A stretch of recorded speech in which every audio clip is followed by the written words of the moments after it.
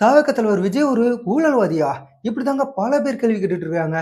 ரொம்ப நாளாவே விஜய் சரியான வரி கட்டுறதில்ல அப்படின்னு சொல்லிட்டு இப்பல்லாம் பிரச்சாரம் பண்ணிட்டு இருந்தாங்க. அதுலயும் இப்ப அவங்களுக்கு கிடைக்காத ஒரு பாயிண்ட் இருந்துச்சு. என்னன்னா, டிக்கெட் விலையெல்லாம் அதிக விலைக்கு விக்கிறாங்களே, இதெல்லாம் நீ கேட்க மாட்டியா? அப்படின்னு பலரும் கேட்டுட்டு இருந்தாங்க. ஆனா, இப்ப அவங்களுக்கெல்லாம் வாயில தீனி போடுற மாரி புதுசா ஒரு சம்பவம் மாட்டியிருக்கு. அதாவது புலி படத்துல அவர் வாங்கின 15 கோடி ரூபாய் சம்பளத்த கணக்குல காட்டல அப்படின்னு சொல்லிட்டு வருமான வரித்துறை ஒரு அபராதம் விதிச்சிருந்தாங்க. இதை எதிர்த்து விஜய் ஹைகோர்ட்ல மனு தாக்கல் செஞ்சிருந்தாரு. அந்த மனுவை தள்ளுபடி செஞ்ச உயர்நீதிமன்றம் அந்த அபராதம் 1,50,00,000 ரூபாய் அபராதம் நீங்க கட்டிதான் ஆகணும், அது கரெக்ட் தான் அப்படின்னு சொல்லியிருக்காங்க. இதைத்தான் இப்ப எல்லா கட்சியினரும் பிடிச்சிக்கிட்டாங்க. ஊழலை பத்தி பேசுறதுக்கு உனக்கு என்ன அருகதை இருக்கு அப்படின்னு சொல்லி கேள்வி கேட்க ஆரம்பிச்சிட்டாங்க. அதுலயும் 15 கோடி ரூபாய் வருமானத்தை மறைச்சி கணக்கு கட்டி வருமான வரித்துறையே நாட்டையே நீ ஏமாத்துறியே, நீ மத்தவங்கள பார்த்து ஊழல்வாதிகள் அப்படின்னு சொல்லலாமா அப்படின்னு கேள்வி கேட்க ஆரம்பிச்சிட்டாங்க.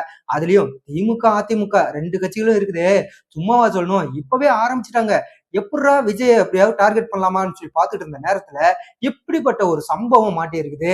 விட்டுருவாங்களா? அதுவும் விஜய் இனிமே ஒவ்வொரு மீட்டிங் வரும்போதெல்லாம் போஸ்ட் அடிச்சு ஓட்டுவாங்க. ஏற்கனவே விஜயை பத்தி கரூர் சம்பவத்துல நிறைய போஸ்ட்லாம் அடிச்சு ஓட்டினாங்க. இங்க வர மாட்டீங்களா அப்படின்னு சொல்லிட்டு. ஈரோடுக்கு அவர் பிரச்சாரம் போகும்போது கரூருக்கு வர வழி தெரியலையே அப்படின்னு சொல்லி போஸ்ட் அடிச்சு ஓட்டினாங்க. இப்போ சும்மா இருப்பாங்களா? ஊழல்வாதி தானே, 15 கோடி ரூபாய் வருமானத்தை மறைச்சு தானே கணக்கு கட்டியிருக்க அப்படின்னு சொல்லிட்டு மறுபடியும் அவர் மேல ஒரு குற்றச்சாட்டுகளை திமுக அதிமுக எல்லாம் வைக்க போறாங்க. இந்த தேர்தல்ல விஜய்க்கு இது மிகப்பெரிய ஒரு தர்ம சங்கடமா தான் இருக்க போகுது. என்னதான் ஊழல் இல்லை அப்படின்னா கூட விஜய் அதை ஊழல் செய்யல அப்படின்னு சொல்லி நிரூபிச்சா கூட இந்த தீர்ப்பு அவருக்கு மிகப்பெரிய அளவுல பின்னடைவை தான் இருக்கும் அப்படின்னு சொல்லிட்டு எல்லாருமே சொல்றாங்க.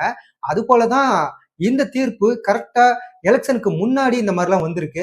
இப்ப இவர் எதிர்த்து மேல்முறையீடு போய் போயிருந்தாலும் சரி, மறுசீராய்வுக்கு போயிருந்தாலும் சரி, இல்ல உச்சநீதிமன்றத்துக்கு மேல்முறையீடு போயிருந்தாலும் சரி, எப்படி இருந்தாலும் எலெக்ஷனுக்கு முன்னாடி வந்திருக்குல்ல, இதனால இது விஜய்க்கு ரொம்ப பெரிய பாதிப்பு தான் அப்படின்னு சொல்லிட்டு பலரும் சொல்லிட்டு இருக்காங்க. எது எப்படியோ விஜய ஊழல்வாதின்னு பேச ஆரம்பிச்சிட்டாங்க. இனிமே அவர் ஊழலை பத்தி எப்படி வெளியில பேசுவார் அப்படின்னு தான் தெரியல. தாவகவினர் இதை எப்படி டிஃபெண்ட் பண்ண போறாங்க அப்படின்னு தான் தெரியல. பார்க்கலாம். தாவகவினர் இதில் எப்படி எல்லாம் டிஃபெண்ட் பண்ணணும், எப்படி எல்லாம் அவங்க இதை அவங்களுக்கு சரியான கையாளணும் அப்படிங்கிறத பத்தி உங்களுக்கு தெரிஞ்சிருந்தா நீங்க கமெண்ட் பண்ணுங்க.